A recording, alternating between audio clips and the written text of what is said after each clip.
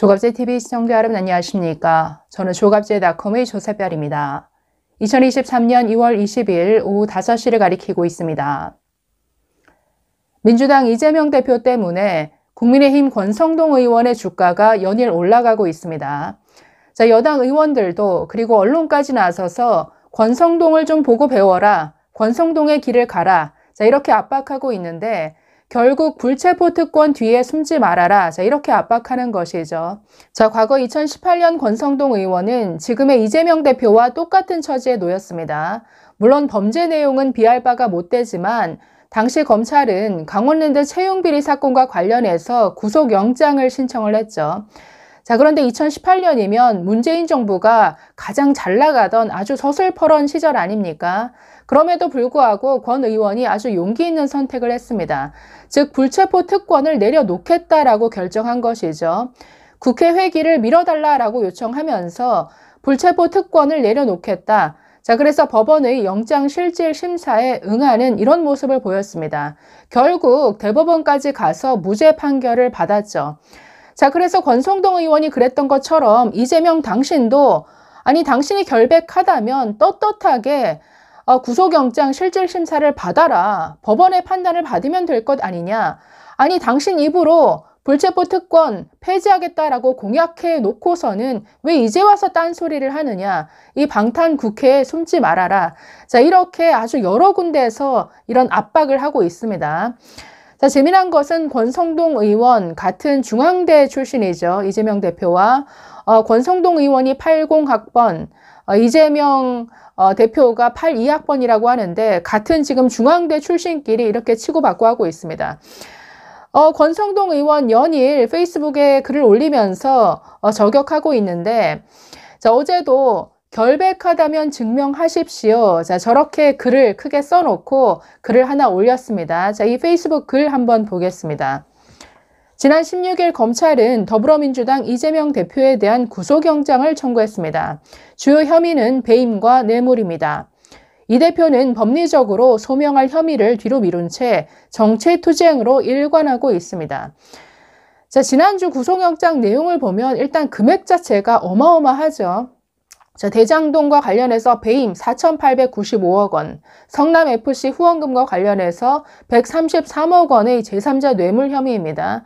그래서 이 금액만 보더라도 정말 어마어마한 범죄인데 아니 이런 범죄를 저질러 놓고 특권 뒤에 숨겠다. 이걸 국민들이 정서상 받아들이지 못하는 것이죠. 그렇기 때문에 곧바로 지금 민주당의 지지율로 이어지고 있습니다. 최근 민주당 지지율, 이 콘크리트 지지율 30%가 무너진 결과가 나타나기도 했고 오늘 리얼미터 조사에서는 처음으로 40% 아래로 내려가서 39.9%를 기록했습니다. 자, 계속 보겠습니다. 민주당은 범죄 혐의가 뚜렷한 사람을 당대표로 선출했습니다. 국민 앞에서 사죄해도 모자랄 판에 정치 탄압을 운운하며 당대표 개인의 위기를 당 전체의 위기로 증폭시키는 중입니다. 이재명 대표의 범죄 혐의는 성남시장 재직 시절 저질렀던 것이며 이미 지난 대선 경선 때 민주당 내부에서 제기된 의혹입니다. 공무원 재직 시기의 범죄에 대한 수사가 왜 정치 탄압입니까? 이런 논리라면 문재인 정부의 공수처는 정치 탄압 기관일 것입니다. 파렴치한 범죄 혐의에 대한 수사를 정치 탄압이라고 우기는 민주당의 모습은 말 그대로 지록위마입니다. 이 고사의 주인공인 조고는 수많은 사람을 속이다가 결국 진나라를 망하게 했습니다.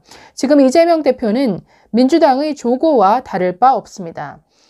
지난 17일 이재명 대표는 민주당이 주도한 윤석열 정권 검사 독재 규탄 대회에서 그깟 5년 정권 뭐 대수라고 겁이 없나 라고 외치며 위세를 부렸습니다. 그러나 만용의 언어에서 깊은 내면의 두려움이 느껴질 뿐입니다. 사실 이재명 대표의 여러 행보가 참 두려움과 초조함이 느껴지죠. 연일 민주당 의원들을 찾아다니면서 그러니까 국회의원 그 회관에 있는 의원실을 찾아다니면서 같이 밥을 먹고 차를 마시고 이렇게 내부 단속에 나서고 있다라고 하는데, 그래서 2중 3중의 방탄복을 입고도 연일 밥상머리 정치를 벌이는 이재명을 보면서 참 검찰의 칼 끝에 많이 쪼그라들었구나 이런 생각을 했습니다. 자, 마지막 계속 보겠습니다. 이재명 대표님, 진정한 용기는 결백에서 나옵니다.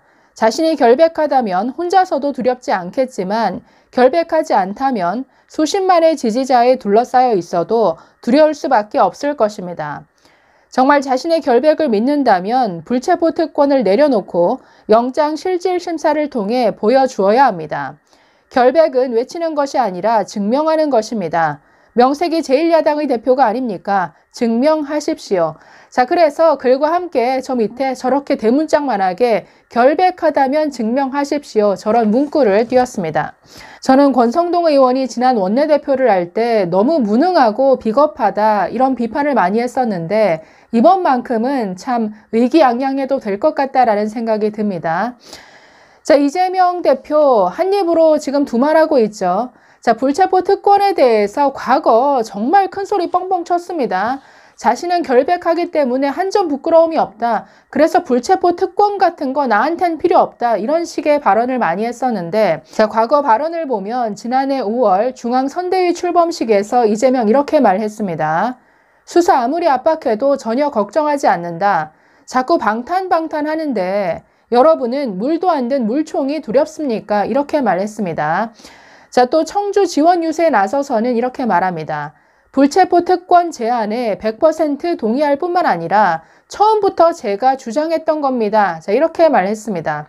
자, 그런데 이제 와서는 말이 완전히 바뀌었죠. 자, 지난 1월 12일 신년 기자회견에서는 말을 바꿔서 경찰복 입고 강도 행각을 벌인다면 판단이 다를 수 있다.